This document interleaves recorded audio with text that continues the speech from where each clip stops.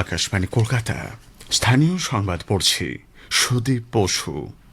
প্রথমে বিশেষ বিশেষ খবর। নেট দুর্নীতির প্রতিবাদে কলকাতার ধর্মতলায় মিছিল থেকে সাংবাদিকদের উপর হামলার ঘটনায় 11 জনকে গ্রেপ্তার করেছে পুলিশ। এই ঘটনায় 70 জনকে চিহ্নিত করা হয়েছে বলে বিধানসভায় জানিয়েছেন মুখ্যমন্ত্রী। দেশে প্রশ্ন ফাঁস রোধে আগামীকাল লোকসভায় public examinations prevention of unfair means সংশোধনী বিল আনছে কেন্দ্রীয় সরকার। কলকাতার উপকণ্ঠে নিউটাউনে 40 একর জমিতে নতুন বিধানসভা ভবন তৈরি হবে বলে অধ্যক্ষ রথীন্দ্র বোস জানিয়েছেন। তৃণমূল কংগ্রেস সরকারের আমলে পুলিশ প্রশাসনকে অপব্যবহারের বেশ কয়েকটি ঘটনার সঙ্গে যুক্ত এক আইপিএস সহ 5 পুলিশ আধিকারিককে সাসপেন্ড করেছে রাজ্য সরকার। কলকাতা শহরের ফুটপাতে বাইক, সাইকেল বা রিকশা রাখলে এবার থেকে মোটা জরিমানা দিতে হবে বলে পুরমন্ত্রী অগ্নিমিত্রা পাল জানিয়েছেন। প্রধানমন্ত্রী নরেন্দ্র মোদী আজ আকাশবাণীতে মন কি বাত অনুষ্ঠানে তাঁর চিন্তাভাবনা দেশ বিদেশের মানুষের সঙ্গে ভাগ করে নেবেন। আসছে বিস্তারিত সংবাদে। নেট দুর্নীতির প্রতিবাদে কলকাতার ধর্মতলায় বামেদের মিছিলে সাংবাদিকদের উপর হামলার ঘটনায় 11 জনকে গ্রেপ্তার করেছে পুলিশ। এদের মধ্যে গার্ডেন ব্রিজের মোহাম্মদ আজাদ এবং মেটিয়াবুরুজের বাসিন্দা মোহাম্মদ আফরোজকে পশ্চিম বর্ধমানের অন্ডাল থেকে গ্রেপ্তার করা হয়। আফরোজ এলাকায় কুখ্যাত দুষ্কৃতী হিসেবে পরিচিত। গতকাল কলকাতা পুলিশ ধৃত 11 জনের নাম পরিচয় প্রকাশ করেছে।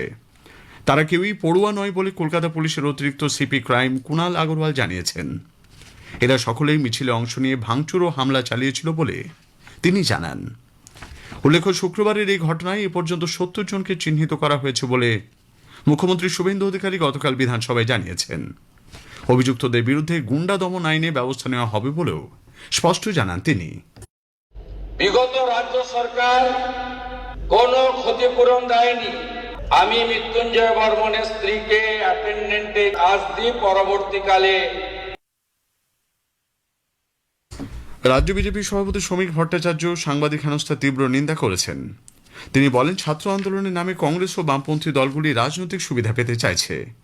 সিপিএম গৃহীত, পরীক্ষিত এবং পরিত্যক্ত। ঘোলা জলে এভাবে মাছ ধরা যায় না। এটা সিপিএম এর বোঝা উচিত। ও একটু বাচ্চাদের সঙ্গে লাফালাফি করে নিচ্ছে, ওটা করুক। যারা এই আন্দোলন তৈরি করেছিলেন তারা বুঝতে পেরেছেন যে তাদের ভিন্ন পথে পরিচালিত করা হচ্ছে। কিছু অপ্রান্তীয়, অপ্রাসঙ্গিক, পরিত্যক্ত শক্তি তাদের ব্যবহার করতে চাইছে। তারাও সচেতন, সেজন্য তারাও সরে এসেছে। দেশে প্রশ্ন ফাঁস রোধে কঠোর পদক্ষেপ নিতে চলেছে কেন্দ্রীয় সরকার। আগামীকাল লোকসভায় public examinations prevention of unfair means সংশোধনী বিল পেশ করবেন কেন্দ্রীয় মন্ত্রী ডক্টর জিতেন্দ্র সিং। তিনি public examinations prevention of unfair means act 2024 সংশোধনের জন্য এই বিলটি পেশ করবেন। নতুন এই খসড়া বিলে দোষী ব্যক্তিদের ন্যূনতম সাজা 5 বছর থেকে সর্বোচ্চ 10 বছর করার প্রস্তাব রয়েছে। একই সঙ্গে 50 লক্ষ টাকা পর্যন্ত আর্থিক জরিমানার প্রস্তাব রাখা হয়েছে। কলকাতার উপকণ্ঠে নিউটাউনে 40 একর জমিতে নতুন বিধানসভা ভবন তৈরি হবে বলে বিধানসভার অধ্যক্ষ রথীন্দ্র বোস জানিয়েছেন। গতকাল বাজেট অধিবেশনের শেষ পর্বে মুখ্যমন্ত্রী শুভেন্দু অধিকারী প্রস্তাব দেন, দিল্লির সংসদ ভবনের মতোই এ রাজ্যেও নতুন বিধানসভা ভবন তৈরি করা প্রয়োজন। আগামী দিনে আসন পুনর্বিন্যাস, মহিলা সংরক্ষণ হলে বিধানসভার হেরিটেজ ভবনে জায়গা সংকুলান হবে না। সেই জন্য তিনি নিউটাউনে নতুন বিধানসভা ভবনের জন্য নির্বাচিত জমিটি পরিদর্শন করতে অধ্যক্ষের কাছে আবেদন জানান। এরপরই অধ্যক্ষ নতুন ভবন তৈরির কথা জানিয়েছেন। রাজ্য বিধানসভায় পশ্চিমবঙ্গ পঞ্চায়েত দ্বিতীয় সংশোধনী বিল পাশ হয়েছে। গতকাল বিলের উপর আলোচনায় জবাবি ভাষণে দপ্তরের মন্ত্রী দিলীপ ঘোষ বলেন, পঞ্চায়েত প্রধানের আর্থিক ক্ষমতা খর্ব করা নয়, বরং দুর্নীতি, কাটমানি ও পরিষেবা প্রদানে অচলাবস্থা দূর করতেই পঞ্চায়েত আইনে সংশোধন আনা হয়েছে। আসে না, এটা তো অসহযোগিতা, গণতন্ত্রের অপমান। সরকারকে অপদস্থ করার জন্য, সরকার ডেলিভার যাতে না করতে পারে পঞ্চায়েতের কাজ, সেই জন্য অসহযোগিতা করা হচ্ছে। সেই সব লোকের হাতে আমরা ক্ষমতা রাখতে পারি না। সে মানুষটি কেন বঞ্চিত হবে আপনার জন্য? পরিষেবা থেকে কেন বঞ্চিত হবে? কেন কন্ট্রাক্টররা কাজ করেছেন তার বিল মাসের পর মাস আটকে থাকবে? কেন গ্রাম সড়ক যোজনার রাস্তা শুরু হবে না আপনি না বলছেন বলে? গত মাসে আমরা নারেগার 1 মাস কাজ করেছি, এবারে জিরামজি শুরু হয়েছে। সেই নারেগার যে বিল দেবো আমরা, 1,56,00,000 কর্মদিবস তৈরি হয়েছে। যে মানুষগুলি কাজ করেছেন, গরিব মানুষগুলি, তাদের অ্যাকাউন্টে টাকা যাবে না যতক্ষণ না প্রধান সই করবেন। এই অধিকার কে দিয়েছে মানুষকে কষ্ট দেওয়ার? তাই আমরা সাময়িকভাবে এই ব্যবস্থা করেছি। এতে কোনো আইনের পরিবর্তন হয়নি, সাময়িক একটা রাস্তা বার করা হয়েছে যাতে পরিষেবাটা কন্টিনিউ থাকে। তৃণমূল কংগ্রেস সরকারের দুর্নীতি তুলে ধরতে বিধানসভায় 28টি সিএজি রিপোর্ট পেশ করেছেন রাজ্যের অর্থমন্ত্রী ডক্টর স্বপন দাশগুপ্ত। তিনি বলেন, রিপোর্ট দেখে বোঝা যাবে বাংলা কেন আর্থিকভাবে পিছিয়ে রয়েছে। এ নিয়ে বিশেষ অধিবেশন ডেকে আলোচনা হবে বলেও জানিয়েছেন তিনি। আমরা সামনের দিনে পুরো একটা স্পেশাল সেশন করতে চাই এই সিএজি রিপোর্টগুলোর ডিসকাশন, কারণ এটা খুবই গুরুত্বপূর্ণ। এখানে সরকারের যা ত্রুটি সেগুলো সর্বজনীন রূপে মানুষের কাছে আমাদের পেশ করা একটা কর্তব্য। রাজ্যের বিশ্ববিদ্যালয়গুলির কর্মচারীদের প্রভিডেন্ট ফান্ড পরিচালনায় দীর্ঘদিনের আইনি অসঙ্গতি দূর করতে বাঁকুড়া বিশ্ববিদ্যালয় সংশোধনী বিল বিধানসভায় পাশ হয়েছে। বিল নিয়ে আলোচনার জবাবি ভাষণে উচ্চশিক্ষামন্ত্রী জগন্নাথ চট্টোপাধ্যায় দাবি করেন, 2013 সালে তৎকালীন সরকার বাঁকুড়া বিশ্ববিদ্যালয় আইন প্রণয়নের সময় কলকাতা বিশ্ববিদ্যালয়ের আইন প্রায় হুবহু অনুসরণ করে। এর ফলে প্রভিডেন্ট ফান্ড সংক্রান্ত একটি গুরুতর আইনে ত্রুটি থেকে গিয়েছিল। সেই ভুল সংশোধন করতেই বর্তমান সরকার এই বিল এনেছে। প্রধানমন্ত্রী নরেন্দ্র মোদী আজ আকাশবাণীতে মন কি বাত অনুষ্ঠানে দেশ বিদেশের মানুষের সঙ্গে তাঁর চিন্তাভাবনা ভাগ করে নেবেন। এটি হবে মাসিক এই বেতার অনুষ্ঠানের 136তম পর্ব। আকাশবাণী ও দূরদর্শনের সবকটি চ্যানেলে সকাল 11টা থেকে এই অনুষ্ঠানটি শোনা যাবে। স্থানীয় সংবাদ শুনছেন আকাশবাণী কলকাতা কেন্দ্র থেকে। তৃণমূল কংগ্রেস সরকারের আমলে পুলিশ প্রশাসনকে অপব্যবহারের বেশ কয়েকটি ঘটনার সঙ্গে যুক্ত 5 পুলিশ আধিকারিকদের বিরুদ্ধে প্রশাসনিক ব্যবস্থা নিয়েছে রাজ্য সরকার। মুখ্যমন্ত্রী তথা স্বরাষ্ট্রমন্ত্রী শুভেন্দু অধিকারী গতকাল বিধানসভায় জানান, উত্তর দিনাজপুরের কালিয়াগঞ্জে রাজবংশী পরিবারের এক ছাত্রীর ওপর অত্যাচারের ঘটনায় পুলিশের এএসআই মোয়াজ্জিন হোসেনকে সাসপেন্ড করা হয়েছে। তার বিরুদ্ধে এফআইআর দায়েরেরও নির্দেশ দিয়েছেন মুখ্যমন্ত্রী। অবসরপ্রাপ্ত আইপিএস আধিকারিক প্রয়াত পঙ্কজ দত্তকে বটতলা থানায় ডেকে হয়রানির জন্য এসআই সাধন দাস এবং ওই থানার তৎকালীন আইসি সুবর্ণ দত্ত চৌধুরীকে সাসপেন্ড করার নির্দেশ দিয়েছেন তিনি। দক্ষিণ 24 পরগনার কাকদ্বীপের সূর্যনগরে কালীমূর্তি ভাঙার ঘটনায় তৎকালীন সুন্দরবন জেলার পুলিশ সুপার কোটেশ্বর রাওকে রাজ্য সরকার সাসপেন্ড করেছে। নদিয়ার কৃষ্ণনগরে জগদ্ধাত্রী পুজোর বিসর্জনে লাঠিচার্জের ঘটনায় ইন্সপেক্টর অমরেন্দ্র বিশ্বাসকে সাসপেন্ড করে বিভাগীয় তদন্তের নির্দেশ দেওয়া হয়েছে। রাজ্য সরকারের নির্দেশ মতো মুর্শিদাবাদ মেডিকেল কলেজে 5টি নতুন বিভাগ চালু হচ্ছে। 10 জুলাই মুর্শিদাবাদে মুখ্যমন্ত্রীর ঘোষণার পর স্বাস্থ্য দপ্তর এই সংক্রান্ত নির্দেশিকা জারি করেছে। নির্দেশিকা অনুযায়ী neuro, cardiology, nephrology, neuro surgery, cardiothoracic ও ভাস্কুলার সার্জারি, সিটিভিএস এই 5টি বিভাগে মোট 100 শয্যা যুক্ত হচ্ছে।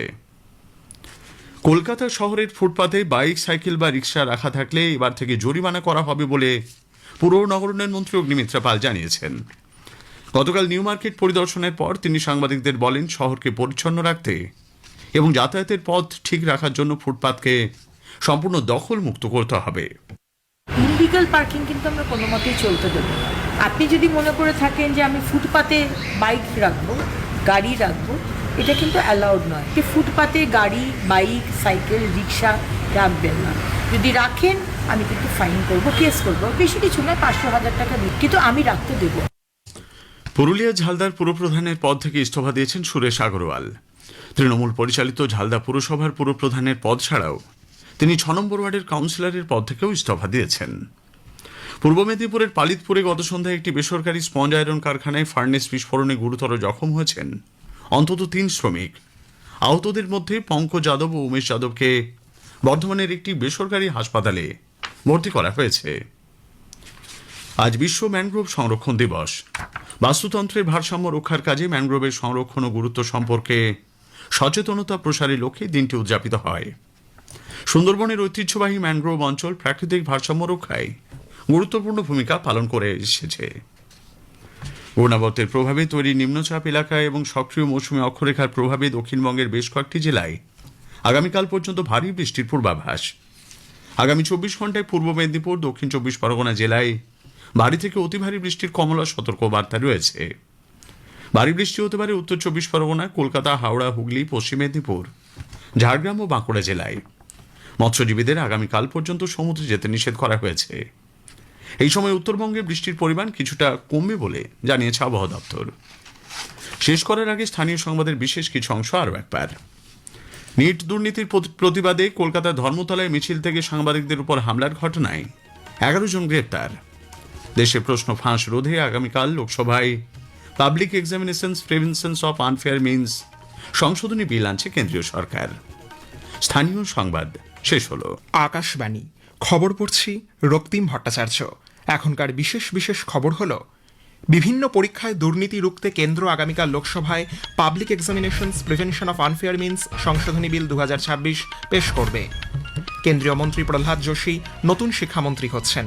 নিট পরীক্ষার প্রশ্নফাঁস কাণ্ডে 10 দিন ধরে চলা বিক্ষোভের পর গতকাল পদত্যাগ ধর্মেন্দ্র প্রধানের।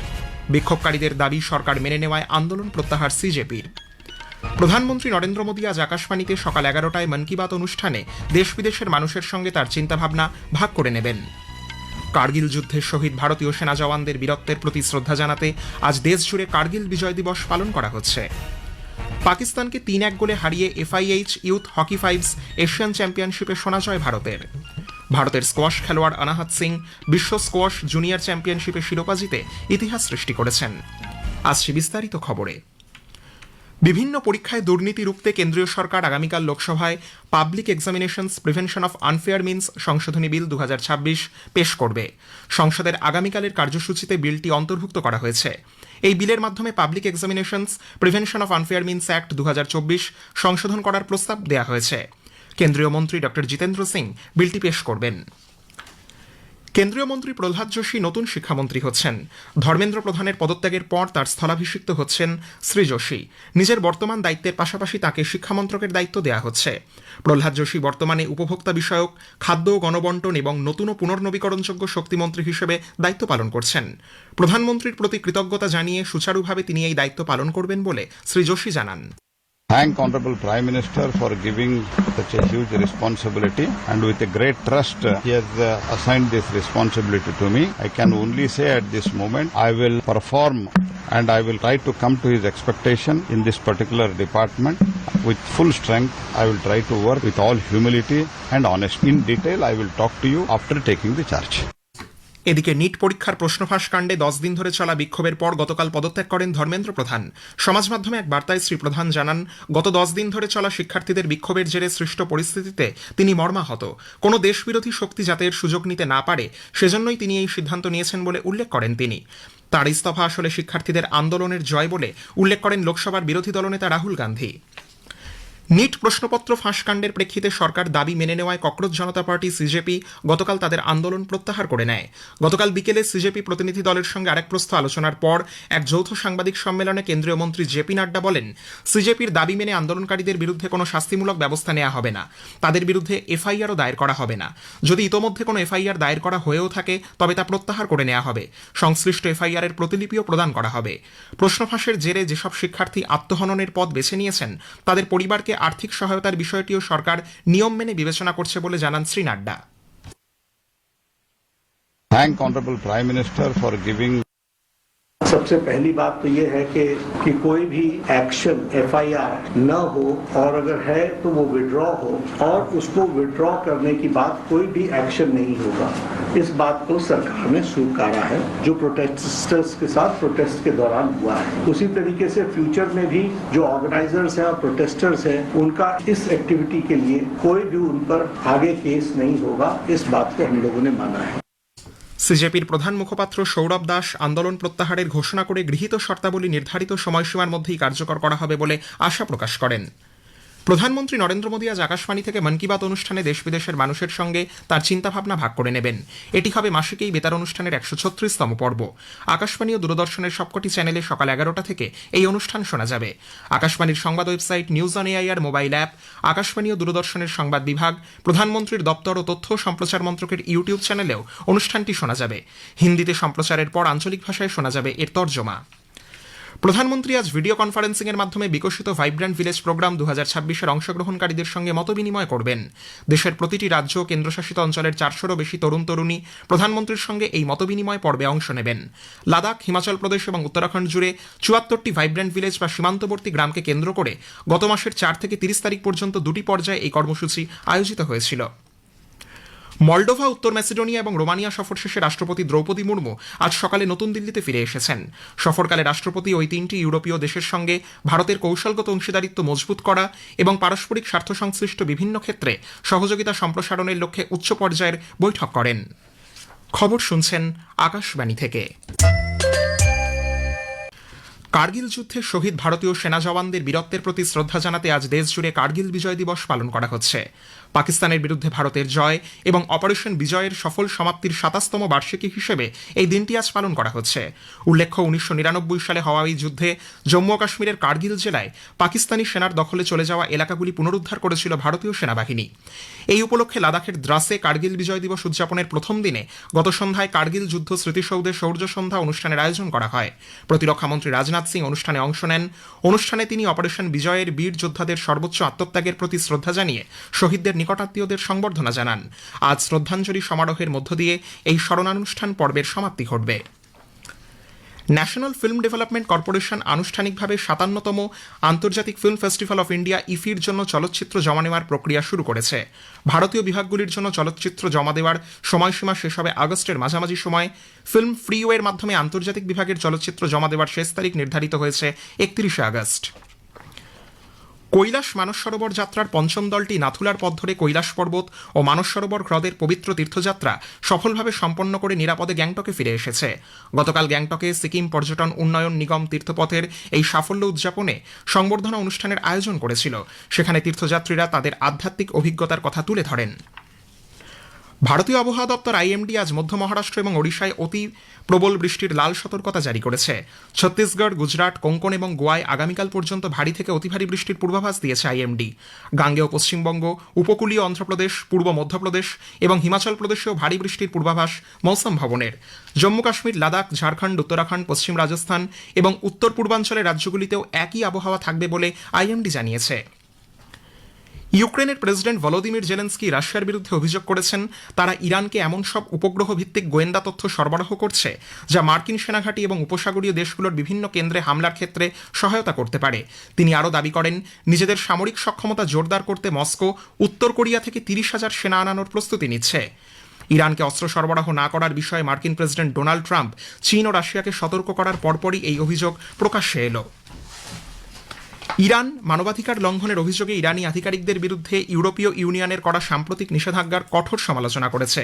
তেহরান তাদের এই পদক্ষেপকে কপটতা হিসেবে অভিহিত করেছে।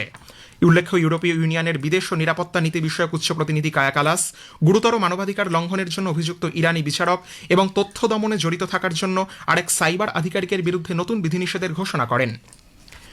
পাকিস্তান অধিকৃত কাশ্মীরে তীব্র বিক্ষোভের জেরে Jammu Kashmir joint action committee আজ দুদিনের আন্দোলনের ডাক দিয়েছে। কর্মসূচির চূড়ান্ত পর্যায়ে লং মার্চ করবে ওই সংগঠন। এদিকে শীর্ষস্থানীয় আন্তর্জাতিক মানবাধিকার সংগঠন অ্যামনেস্টি ইন্টারন্যাশনাল পাক অধিকৃত কাশ্মীরে পাকিস্তানের আচরণে উদ্বেগ প্রকাশ করেছে। ফ্রান্স ও স্পেনে কয়েকদিন ধরে চলা দাবানলের কারণে ২.৫ লক্ষেরও বেশি মানুষ ঘরছাড়া। স্পেনের ভ্যালেন্সিয়ায় দাবানলে এক ব্যক্তির মৃত্যুর খবর স্বীকার করে ইতোমধ্যেই স্পেনে জরুরি অবস্থা ঘোষণা করা হয়েছে। অন্যদিকে ফ্রান্সের দক্ষিণ পশ্চিমাঞ্চলীয় জিরোন এবং লান্দ এলাকা থেকে প্রায় ২ লক্ষ মানুষকে নিরাপদে সরিয়ে নিয়ে যাওয়া হয়েছে। জার্মানির বার্লিনে রূপান্তরকামীদের বার্ষিক উদযাপন সমারোহ উপলক্ষে সমবেত জনতার ভিড়ে একটি ভ্যানের ধাক্কায় একজন প্রাণ হারিয়েছেন, আহত ১৫। কর্তৃপক্ষ জানিয়েছে আহতদের মধ্যে কয়েকজনের অবস্থা আশঙ্কাজনক। দুর্ঘটনার জেরে অনুষ্ঠানটি বাতিল করতে বাধ্য হয় পুলিশ। চিরপ্রতিদ্বন্দ্বী পাকিস্তানকে ৩-১ গোলে হারিয়ে ভারতের সাব জুনিয়র পুরুষ দল FIH youth hockey fives Asian চ্যাম্পিয়নশিপে সোনা জিতেছে। প্রতিযোগিতার ফাইনালে ভারতের হয়ে গোল করেন রমিত পাল, অধিনায়ক কেতন কুশওয়াহা এবং শাহরুখ আলী। মোহাম্মদ ওসমান পাকিস্তানের হয়ে একটি গোল শোধ করেন। এদিকে ফাইনালে ওঠার সুবাদে ভারত ও পাকিস্তান উভয় দলই প্রথমবারের মতো হতে চলা FIH ইউথ হকি ফাইভস বিশ্বকাপে খেলার যোগ্যতা অর্জন করেছে। এর আগে চীনের বিপক্ষে হাড্ডাহাড্ডি লড়াইয়ের পর ভারতের সাব জুনিয়র মহিলা দল রূপো জেতে ২-৪ গোলে পরাজিত হয় ভারত। প্রতিযোগিতায় সার্বিকভাবে ভারতের এই দুর্দান্ত পারফরম্যান্সের স্বীকৃতিস্বরূপ হকি ইন্ডিয়া খেলোয়াড়দের জন্য নগদ পুরস্কার ঘোষণা করেছে। ভারতের স্কোয়াশ খেলোয়াড় অনাহাত সিং বিশ্ব স্কোয়াশ জুনিয়র চ্যাম্পিয়নশিপে শিরোপা জিতে ইতিহাস সৃষ্টি করেছেন। কানাডার নায়াগ্রা অন দ্য লেকে আয়োজিত এই প্রতিযোগিতায় মেয়েদের সিঙ্গলসে শীর্ষ বাছাই অনাহাত ফাইনালে মিশরের রুকাইয়া সালেমকে ৩-০ ব্যবধানে হারিয়ে দেশের প্রথম স্কোয়াশ খেলোয়াড় হিসেবে শিরোপা জয়ের ইতিহাস গড়লেন। শেষ করার আগে খবরের বিশেষ কিছু অংশ আরও একবার। বিভিন্ন পরীক্ষায় দুর্নীতি রুখতে কেন্দ্র আগামীকাল লোকসভায় public examinations prevention of unfair means সংশোধনী বিল 2026 পেশ করবে। প্রধানমন্ত্রী নরেন্দ্র মোদী আজ আকাশবাণীতে সকাল 11টায় মন কি বাত অনুষ্ঠানে দেশ বিদেশের মানুষের সঙ্গে তার চিন্তাভাবনা ভাগ করে নেবেন। খবর শেষ হলো।